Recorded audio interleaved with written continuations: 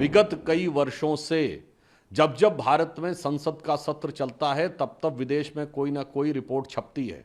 यह संदेह बहुत गहरा हो जाता है कि सीमा पार से विपक्ष के कुछ ऐसे तार जुड़े हुए हैं कि भारत के हर संसद सत्र के दौरान एक अव्यवस्था का वातावरण उत्पन्न किया जाए। ये वही लोग हैं जिन्होंने 1 साल पहले कहा था LIC डूब गया, इन्होंने कहा था SBI डूब गया, इन्होंने कहा था HAL हिंदुस्तान एरोनॉटिक्स डूब गया।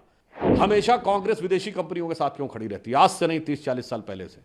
विदेश के संस्थानों से यह कौन सा याराना है कि भारत के आर्थिक संस्थान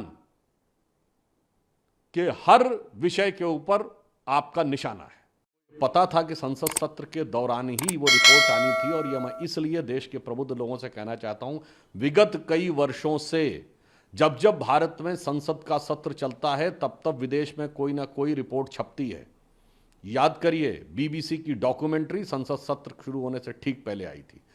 जनवरी में हिंडनबर्ग की रिपोर्ट बजट सत्र शुरू होने से ठीक पहले आई थी। कभी रिलीजियस फ्रीडम की रिपोर्ट आती है, कभी किसानों को लेकर कमेंट आता है विदेश से, तो कभी ग्रेटा थनबर्ग का स्टेटमेंट। ये सारे सीक्वेंस जाके देख लीजिएगा, संसद सत्र के दौरान ही आते हैं। और आज बरबस विपक्ष ने जब संसद सत्र का विषय उठाया तो ये और साफ हो गया कि इसका मतलब ये संदेह बहुत गहरा हो जाता है कि सीमा पार से विपक्ष के कुछ ऐसे तार जुड़े हुए हैं कि भारत के हर संसद सत्र के दौरान एक अव्यवस्था का वातावरण उत्पन्न किया जाए। और यह बात हम गंभीरता से कह रहे हैं कि विपक्षी दल भारत में अस्थिरता और अराजकता उत्पन्न करना चाहते हैं, क्योंकि अभी हाल ही में संपन्न चुनाव भारत के इतिहास के इकलौते चुनाव थे जब 7 समंदर पार से बैठे हुए किसी धन कुबेर ने कहा, जॉर्ज सोरोस ने, कि मैंने $1 बिलियन रखे हुए हैं भारत में मोदी जी की सरकार को हटाने के लिए। कोई एक घटना होती तो किसी देश का बयान आ जाता है, तो कभी कोई रिपोर्ट आ जाती है।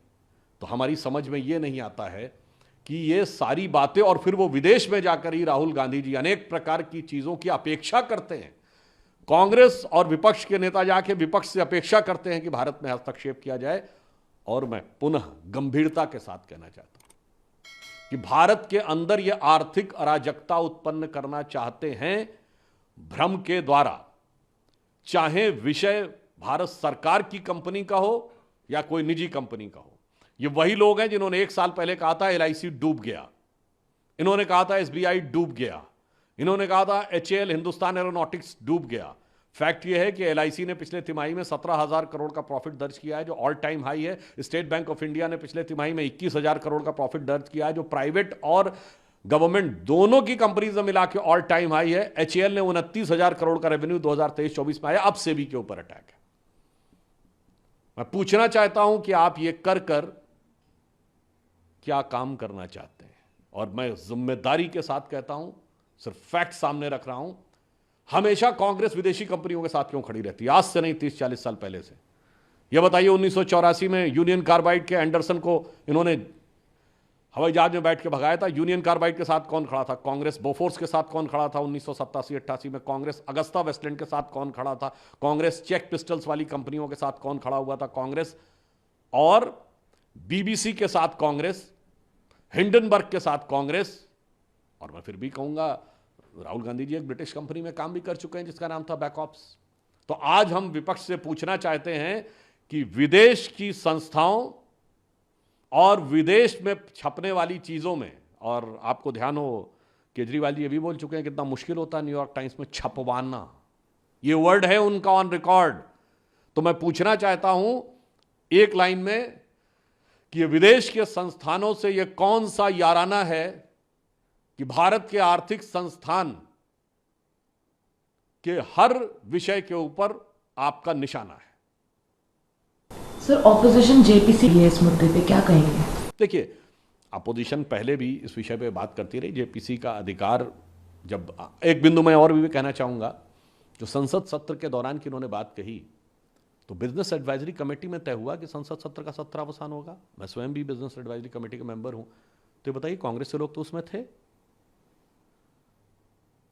तो अब सत्र का अवसान सबसे विचार करके हुआ, उसके बाद इससे कनेक्शन, एक बात बहुत साफ हो जाती है कि उनको इस बात की तैयारी थी या आशा थी कि सत्र के दौरान यह रिपोर्ट आनी चाहिए। शायद वो लोग किसी कारणवश चूक गए होंगे। एक आखिरी सवाल सर, ऑपोजिशन कि सेंटर को पता था ये रिपोर्ट आने वाली है, इसीलिए सत्र जल्दी खत्म कर दिया गया। नहीं, मैंने तो आपको बता दिया, ये आज नहीं, पिछले 4-5 सालों में बीबीसी की डॉक्यूमेंट्री, 2023 में हिंडनबर्ग की रिपोर्ट, चाहे रिलीजियस फ्रीडम की रिपोर्ट हो, ग्रेटा थनबर्ग का बयान हो, किसानों के ऊपर बयान हो, ये सब के सब संसद सत्र के दौरान आए हैं। तो मैं पुनः कहना चाहता हूं कि विदेशी कंपनियों से कांग्रेस का रिश्ता पुराना है, इसलिए भारत के हर आर्थिक संस्थान पर लगाना निशाना है और इसके द्वारा किसको फायदा पहुंचाना है, यह भारत की प्रबुद्ध जनता को निश्चित रूप से समझ में आना है। अगर आप ये वीडियो YouTube पर देख रहे हैं तो हमारे चैनल को सब्सक्राइब करें और बेल आइकन को दबाना ना भूलें। अगर आप Facebook पर ये वीडियो देख रहे हैं तो हमारे पेज को लाइक करें।